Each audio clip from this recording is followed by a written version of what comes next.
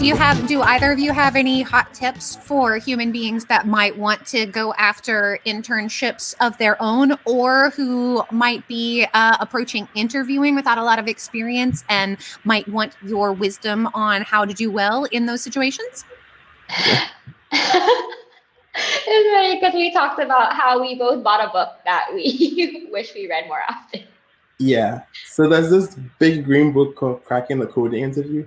And I think for software engineering roles, it's a pretty good primer. Like it gives you all the tools you need to get started. But I don't think the book alone is helpful, because you also need to learn your communication skills and how to answer interview questions. Because I know folks who literally solve like 500 lead code questions, but in terms of interviews, they don't really do too great.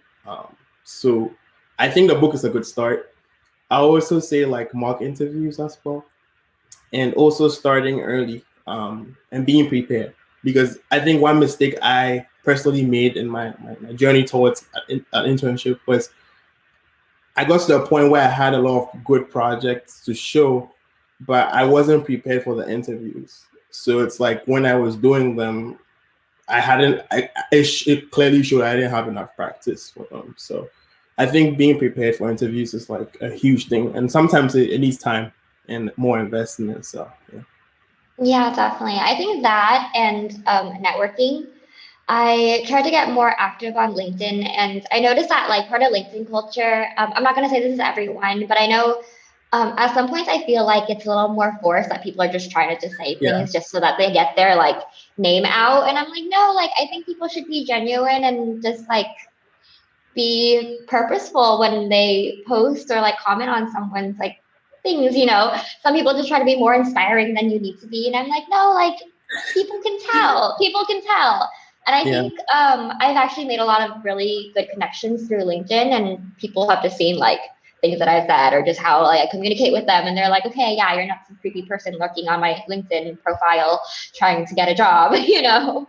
Yeah. And so I'm really grateful that I did practice networking beforehand. I know that there's like this stereotype that people in tech are not communicative or like don't know how to socialize, but literally, look at us. We are literally streaming for 4 hours every month. And I don't think a socially awkward person could be doing that. Yeah, I think, and yet you'd be mistaken, because I promise I am both highly socially awkward and a very excellent communicator, because I do it intentionally and have been practicing for a really, really, really long time. But I think that your underlying point is completely sound, that the stereotypes of an industry don't absolve you from building the skills that you need to build in order to be successful in any kind of collaborative environment. And that includes communication. And I am absolutely fascinated that you have like taken to LinkedIn as a networking opportunity, because that had not occurred to me. But I happen to know for a fact that networking is a huge, often overlooked part of being successful moving into a new industry. It's like a lot of people, especially from underrepresented backgrounds, like myself, we go into our professional life thinking that networking is like nepotism. It's like unfair. It's like you don't want to cheat. But that's actually just the way humans function. Is we are a relationship-based species. And so if you build relationships, then you're actually missing on the normal route. It's not the special cheating route. It's the normal route to getting new opportunities. And so how cool of you to have figured out a venue for networking in these plague times of ours. Good job. Thank you.